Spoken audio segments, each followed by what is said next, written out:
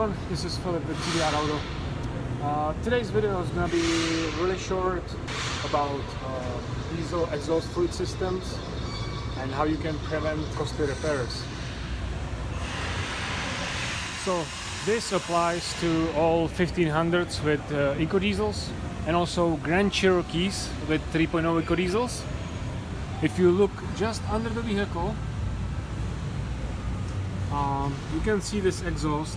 This flange has been already repaired, but these bolts, they like to break. Once that happens, you're gonna have an exhaust leak coming out. And remember, those are hot gases. And what's right next to it? It's the diesel exhaust fluid injector, electrical connector for it, and the diesel exhaust fluid line. Right, that goes all the way to the tank here. So what happens when these bolts break? The hot exhaust gases go directly to the injector, melting the injector away. This vehicle had a check engine light for diesel exhaust fluid pump performance. And the performance could be, the code could be due to blockage or a leak, right? In this case, we had a lot of leak here. The exhaust fluid was leaking because the supply line got melted together with the injector. See, all melted. The connector I can't even take out. It's just melted to the injector. They chose kind of bad position for it. Put the injector right next to the flange. I don't know if it's due to poor quality material or something. This is also the only exhaust flange in this exhaust system actually. So yeah, that's kind of issue. If you have a max care, or if you're you might be covered under extended emissions warranty, so you're all right, everything will be covered, you don't have to pay anything. But if your extended emission warranty expired, then you better keep checking this flange, right? Make sure you don't have a leak here, make sure all the bolts are there and it's not leaking. Because now that's gonna be a couple $100 for this, a couple $100 for this, plus at least 2-3 hours of labor. So it's gonna be pretty penny. So that's one of the biggest issues I've seen. Also, another one is with the tank. This is a 8-gallon diesel exhaust fluid tank, and if you overfill it, then you're gonna have a check engine light for a level sensor, either performance or low circuit, high circuit, whatever. And that's because the level sensor in this tank is ultrasonic frequency based sensor. So it kind of needs some space on top for the signal to bounce off and figuring out how much level is there. If the tank is all the way filled, all the way that it's leaking from the filler neck, then there's not efficient space on top for the sensor to read correctly, and it's gonna come up with a check engine light. So make sure you don't overfill this tank. Always use a good quality exhaust fluid. I highly recommend getting the Mopar one. So here you can see the codes. We got the P203E, which is the level sensor because it was overfilled, and there's another code P208B, which is a reductant pump control performance. And performance doesn't mean that something is really bad with the pump. It just means that there's either a blockage, they cannot push the fluid through, or there's a leak, so the fluid is just disappearing. So that's when you get this kind of code. So we're gonna take a closer look at all the parts that I need to replace. So this is the pigtail harness connector for the injector.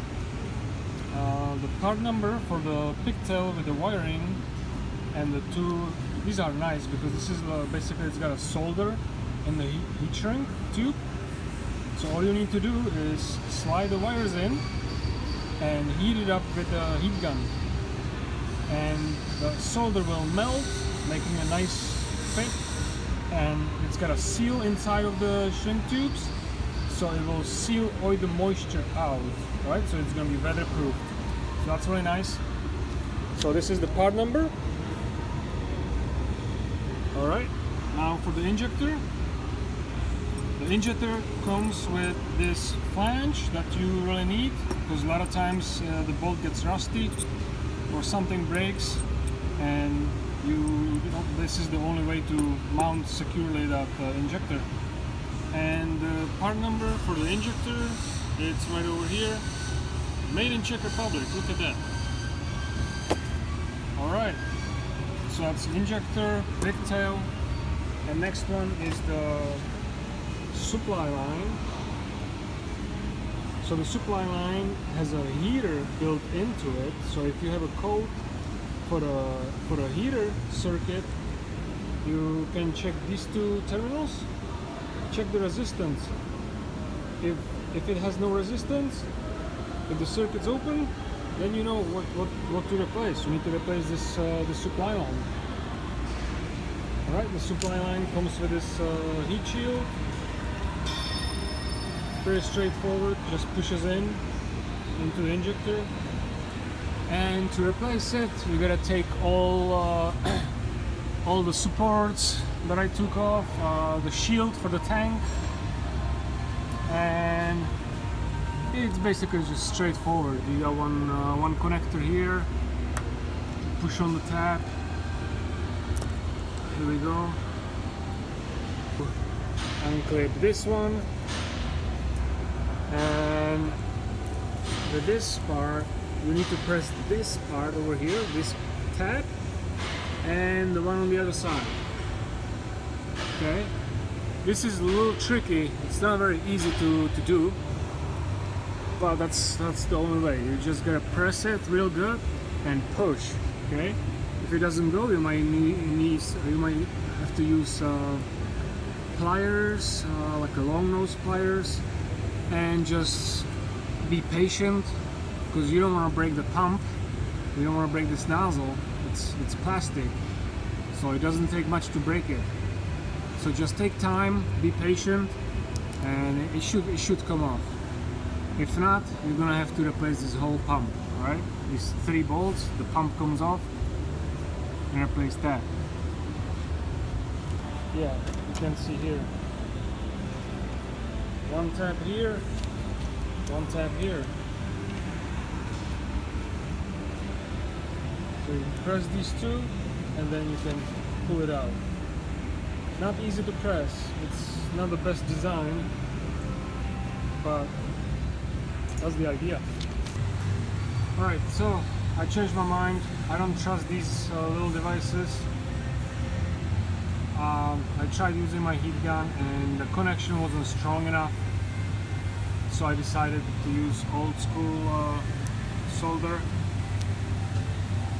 So I'm just gonna solder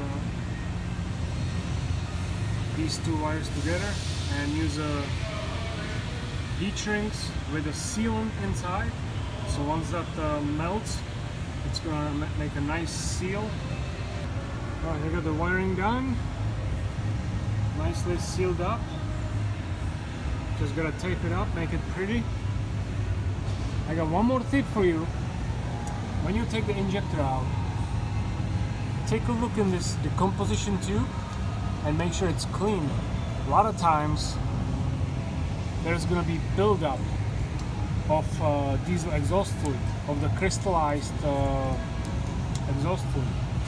Like you can see over here, when you spill some diesel exhaust fluid, it's going to crystallize like this really quickly. You can see it's got quite a bit of deposits in here, so if you're gonna be reusing the injector, make sure you clean it real good. See, this is the new injector. That's what it should look like. Okay, and if you're replacing the injector or you're putting the old one back, doesn't matter. Make sure you get a new gasket, right? This kind of gasket, because unfortunately this new injector didn't came with one. Right? You're paying $160 for a fucking injector and it doesn't come with a stupid few cents gasket. Right, and after the repair has been done and you clear the codes, then there's gonna be some time that you're gonna have to drive it on the highway, steady speed, above 55 miles an hour or above 50 miles an hour. It's gonna take some time for the computer to realize that the repairs has been done, everything's fine, and the message on the cluster should disappear. So that's all I got for today's video. See you guys next time. Drive safe.